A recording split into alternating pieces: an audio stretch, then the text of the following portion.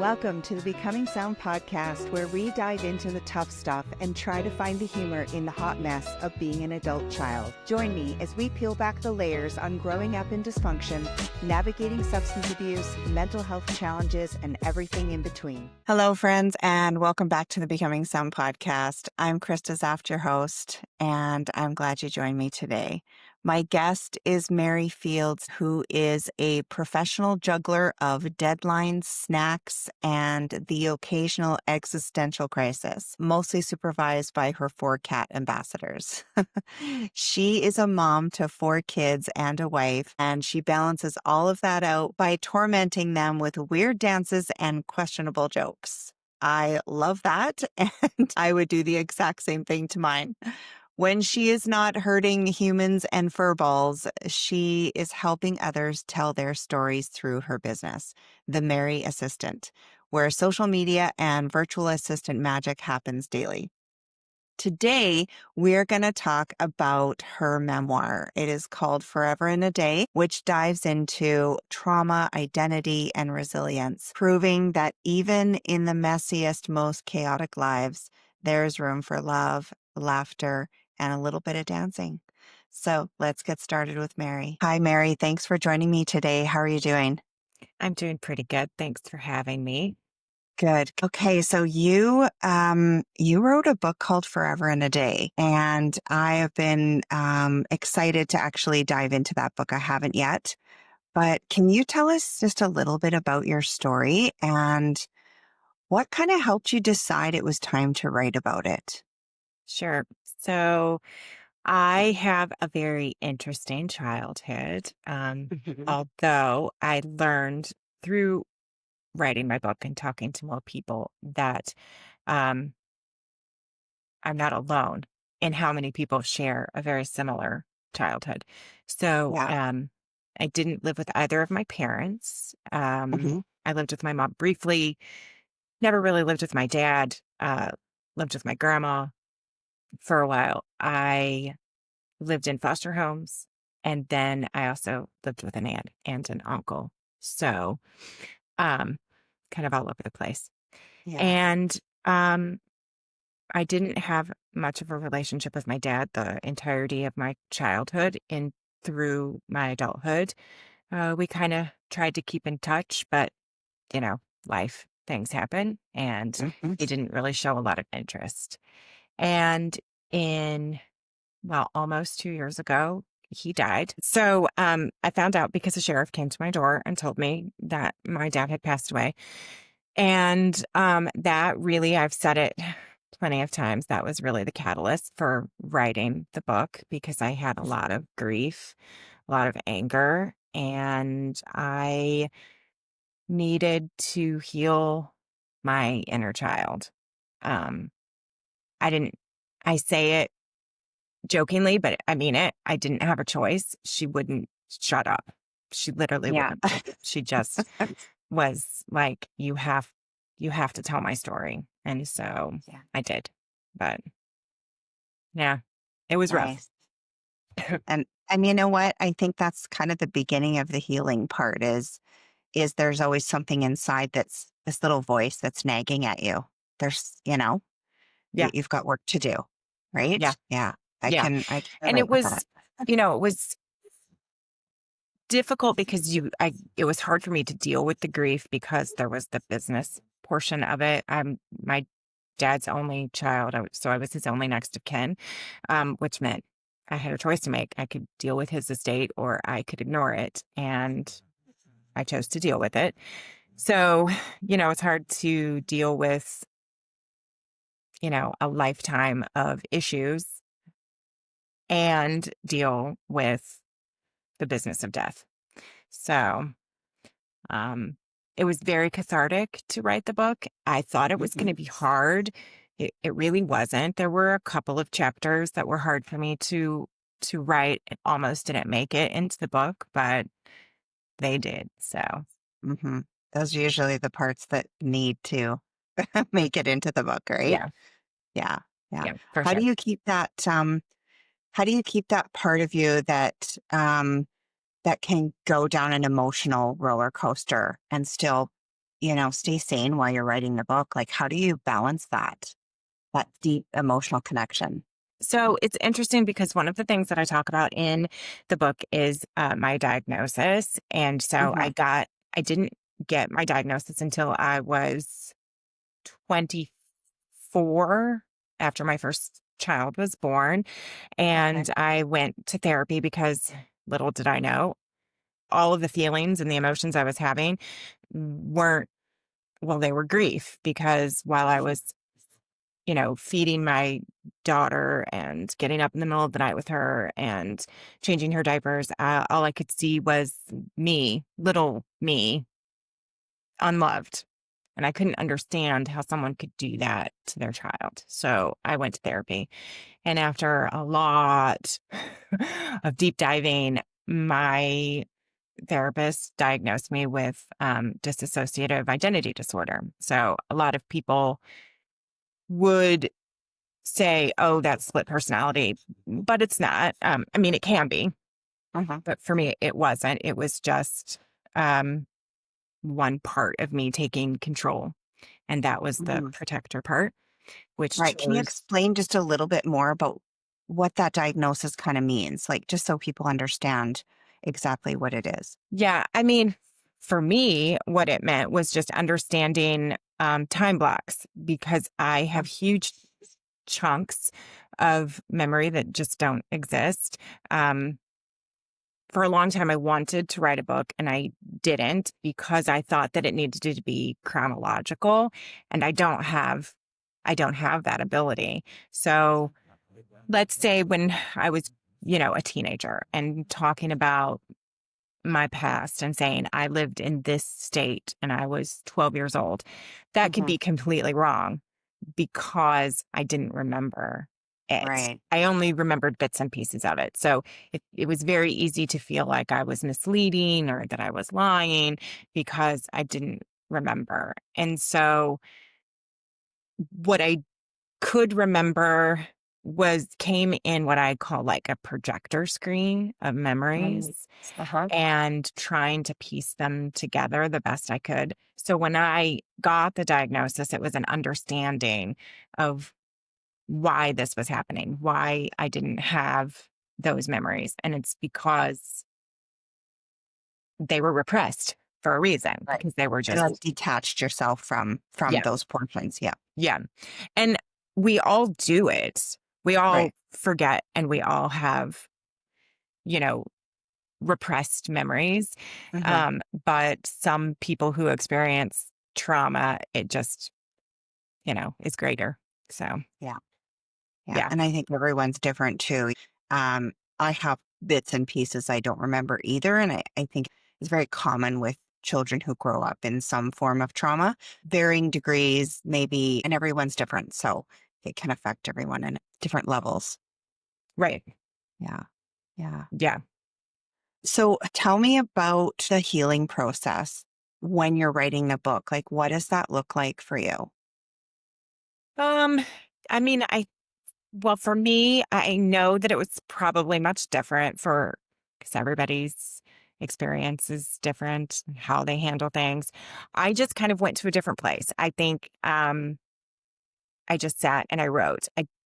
It was very cathartic. I feel like it was almost like just this wave that it just kept coming and coming and coming. I would literally be in the shower. I would have to stop and I would get on my phone and I would text myself, you Yeah. know, notes, or I would be driving and I would grab my phone and I would do a note to myself for later because it, it took me about 3 weeks to write from beginning to end.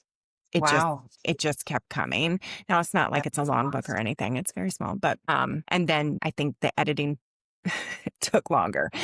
Yeah. It did. It took longer.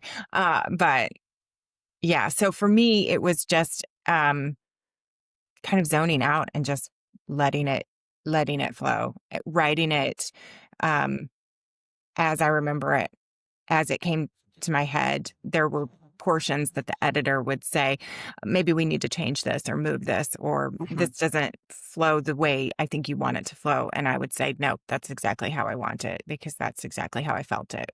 when I wrote it. Mhm. So, yeah. Was there anything that really surprised you, or a memory that came back to you surprisingly when you were going through this process? Um, n- mm, no, I think what I found that surprised me was the tenderness that I Mm, had towards people who hurt me. Because I wrote it from the perspective of me, you know, the protector, but also mhm. as little Mary. And little Yeah. Mary loved her parents despite everything. And Yeah. so seeing my parents through her eyes was what surprised me and still kind of chokes me up because it was very tender. I Mhm. recognized that the grief that I had all these years was her grief. It was the grief that a child would have in losing their parent. Mhm. So that was, I think, what surprised me the most. Yeah. I think it's a beautiful way to look at it too, because when you think about telling a story of trauma and grief, and especially a mother wound is can be quite damaging for young girls, especially. I think it's actually beautiful that that's what comes instead of this anger or this resentment and all of those feelings we could have. Or sometimes you reading people's stories and you think they should be mad, they Hmm. should be angry, Hmm. but I think that's beautiful what you said about that, there's the tenderness and the empathy and compassion for in those moments, right? Yeah. Yeah. I do recall people reading it and sending me messages and saying, you gave people too much grace. And, you know, I think that the goal of my book was to, yes, tell my story, but it was Mhm. also, kind of a call for other people to see that um, no matter what you go through, not that it will always get better. Some Right. people won't make it out. That not everybody has a happy ending, but that you can see good in others. And Mhm. I do talk about that in my book that in the midst of consistently being disappointed by the people who were supposed to take care of me and love me year after Mhm. year after year after year for, Yeah. almost up to adulthood. Um, and believing that that's just the way my life was going to be. I was just going to Mhm. constantly be disappointed that there were glimmers of happiness and there were these moments of kindness and that taught me to give kindness back. That Mhm. no matter what, that little bit of kindness can just it can help, can grow, right? So, Yeah. I guess maybe I gave people a lot of grace, but Mhm. it doesn't hurt. No, it doesn't. And honestly, if you have the capacity to have empathy like that while you're exploring those deeper, darker wounds, is a gift, I think. I have had the same experience in going back into my own timeline and seeing things with a completely different eye. And I think you just get to a point in your life where you're ready for that kind of healing. And it's giving yourself grace too, not just the people who affected you, but that's also those little pieces and parts are part of you. And so if you don't allow them grace, how can you allow yourself grace? Right, Right. So I right. think that's, yeah. I'm and of course, that's not to say that there isn't anger or that there wasn't. Yes. There was a lot of anger for many, many years, and there's still anger today, of course. But it's figuring out how to pivot and move that anger and into the Uh-huh. right ways. I mean, um, I have a very small chapter on foster care, and there's Yes. a lot of anger actually towards that. And I think Uh-huh. that's probably my angriest chapter, just out of Uh-huh. everything, is just how broken the system was for me and how Right. unsafe it was, and how, in many cases, it still remains that way. So Yeah. there was a lot of anger in that one. Um, Yeah. Not as much You grace. hear about that a lot, and so I can understand. Can you, looking back on that part now, can you tell us a couple things that would have made that system a little bit better? Like where are some of the cracks and the openings that are just failing kids even now? Well, you know, of course, this was many years ago, so I don't know exactly how everything works now. I'm sure it's probably pretty similar. But in one of the places that I was in, wasn't really like a foster home. It was kind of what I describe as like a holding place, a prison for little kids, where girls were on one floor, boys were on the other. We didn't have toys. I don't remember playing with toys. All of your items were just like in like a cubby or stuff. You didn't have much items.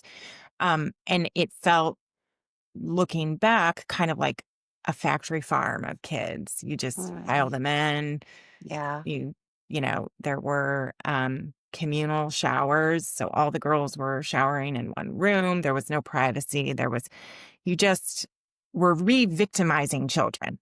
Yeah. These children are victims, and you are treating them like criminals, like they did something wrong.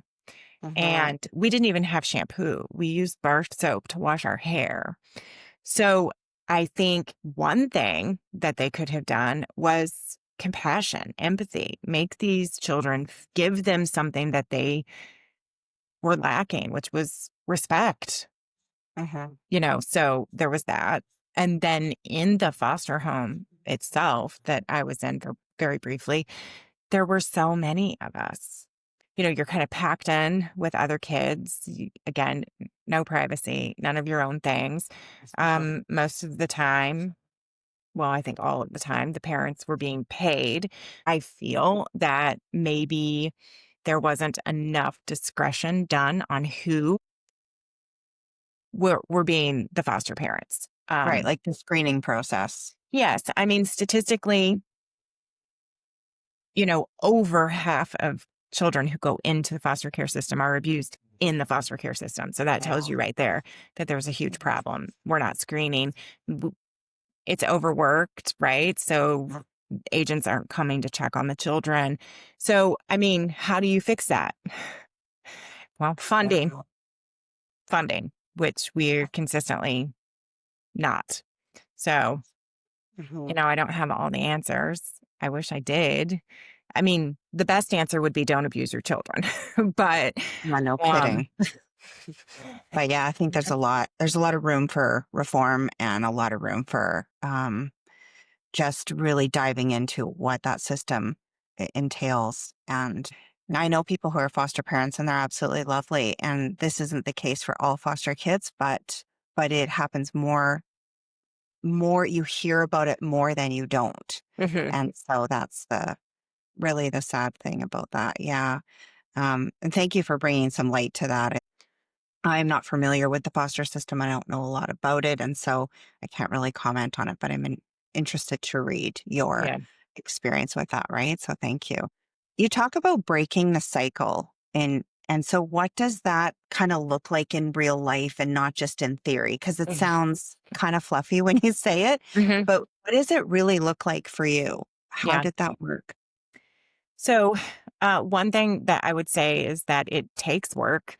It takes Uh-huh. a conscious decision, and it takes reframing, because when you grow up in trauma and all you see is yelling, hitting, slamming doors, throwing things, Uh-huh. that is what you're programmed to do. Yeah. So as I got older and probably, even through high school, I was a really angry kid and I was not well behaved. Yeah. And that could have easily turned into a parent that did the same things. And I think that, it took me wanting to be different than my parents. It took me, I mean, I already had um, this love for people and animals. I had a nurturing aspect to me. So that was already there. And then just making the choice that I wanted to be different. Okay, so now I've made the choice. Now what do I do? Okay, when I'm angry at my child, I have to stop and take a breath and make a choice. And that's how it starts. And it's work. I get mad at my child who's banging her hands on the TV after I've said 3 times to stop. I can grab her hand and smack it, or I can gently put her hand down, move her, distract her, find something else for her to do because she's just a little kid. Like, make the choice. And yes, every Yeah. time you make the choice, it's going to be work. And you're fighting against what comes natural because you've Mhm. been told that's natural. So it's changing the behavior and reminding yourself every time until that now becomes habit to Yeah. not do those things. But I mean, it's not easy. I think that's probably the most honest I can be is that when you have been abused your whole life and you just that feels normal. So making that choice over and over and over and over again is difficult. It takes work, but you Mhm. have to make that choice. Yeah. Yeah. 100%. Yeah. I heard someone in a video say that exploring and dealing with your mental health is not about comfort. Like this is not about comfort. It it is difficult and painful, and it's some of the most excruciating work that you're going to do, and it has to be done on a consistent basis. Hmm. And a lot of people get to a point where it becomes extremely hard. Right. Um, but what happens on the other side is this freedom that you've never known when you've grown up in an environment like that, a freedom of choosing differently and showing up differently for your kids, for your spouse, whatever that looks like, right? So, Right. but it is not about comfort. It's not fun, and but it's so worth it. Yeah. Yeah, And, after you do it for a while, you know, then it becomes natural. It's your new natural. that's great.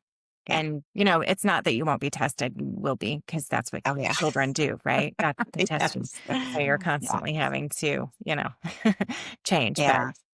you know, Yeah. The beautiful thing about it is that you're breaking that cycle for your children, and they will never know what it's like to experience that. And that is, a why beyond belief, right? yes. So, yeah, Yes. it is. Um, I have a son who is 9 now, but I think it was probably last year or the year before. So he was like 7 or 8. I made a joke about, um, getting a spanking. And he said, "What is a spanking?" And I said, "Well, sometimes parents will, smack their kids on the butt when they've done wrong." And he was like, "I don't believe you. I don't believe that." Really? So I guess I'm doing okay then. Yeah, you're doing awesome then. That's great. That's awesome. So what does life look like for you today? Like work, life, like those kind of things. I Yeah, mean, yeah. so I What mean, lights you up the most now that you're not always in survival mode? yeah, I mean, just my family, my kids, my husband, we have a lot of fun, even though I probably drive them crazy. I I just love seeing them do Mhm. good, and I love seeing where they will be. Not to say that again, they test me, but I just love seeing them. That they light me up. Experiencing their childhood, you know, I wish I had had it. I wish I had their Mhm. childhood, I guess, and that makes me happy. So, Yeah, that's pretty powerful. Is being yeah, able to experience that through your kids, yeah. I mean, and that heals that little girl inside, mhm, right? yeah. Yeah, yeah, very much so. That's beautiful. So where can we find your book, and what have you got coming up next? So, well, it's on Amazon, so I Okay. self-published it, so that's where it is. Beyond that, I don't know, we're working on that. I mean, it literally just launched in September, so it's a baby book. Yeah. I do have some things that I'm kind of working on. Um, my daughter said, so I talk about some animals in my book, and there's one very special one. And my daughter had suggested that I do a kid's book kind of based off of this. And so I'm thinking that's probably going to come. And I am also working on a workbook on grief. And, Nice. I mean, I have some things on the pipeline. I just got to get going, right? I got to do them. But yeah. So, but yes, it's on Amazon. Other than that, I mean, I think it's wide, but Amazon. Yeah. So, Okay. yeah. And your website, is there a link to it on your website too? Yeah. And it's just Okay. authormaryfields.com. Yeah. So, Yeah. I'll have all that in easy. the show notes too. Yeah. Yeah. I love the children angle because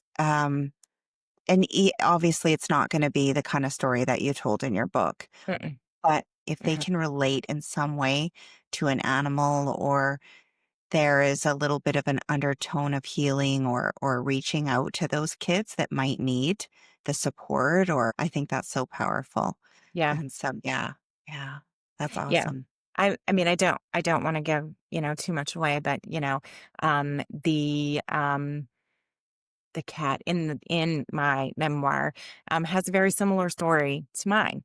And Aw. so, and also got a very happy ending. So, I think using her as, you know, the main character in a kid's book to teach them, kindness and empathy and trying to do good, I think Yeah. is kind of the natural progression there. So we'll see. That's awesome. Well, congratulations on your book. Thank And you. I look forward to diving into that. And I'm so glad that I could have you on and share a little bit about your story and your journey. And is there anything else, any parting words that you'd like my audience to know? I just think, I mean, I don't think so. I think, just do good. That's it. Just be good. Make change. I love it. I love it. Well, thank you so much. I will have all of your information available so people can reach out Awesome. and buy your book and read it. So thank you Great. so much for All right. joining me. Thank you. Thank you for joining me today on another episode of Becoming Sound. If this episode resonated with you in some way, please share it with someone you care about. And don't forget to hit the subscribe button. It helps to get this information out to more people who may need it. If you have a sec, I would love a follow on Apple Podcasts and Spotify. While you're there, hit the 5-star rating and give me a review. When you're scrolling, follow me on my social platforms, and I would love to hear your comments and feedback. Have a fabulous day, lots of love and gratitude from me. Please note, the views, information, and opinions expressed during the Becoming Sound podcast series are solely those of the individuals involved. The content of this podcast is to educate, inform, and for entertainment purposes only. This podcast series and the content presented does not constitute for medical or other professional advice or services. If you are in crisis or in need of help, please contact your medical or professional provider.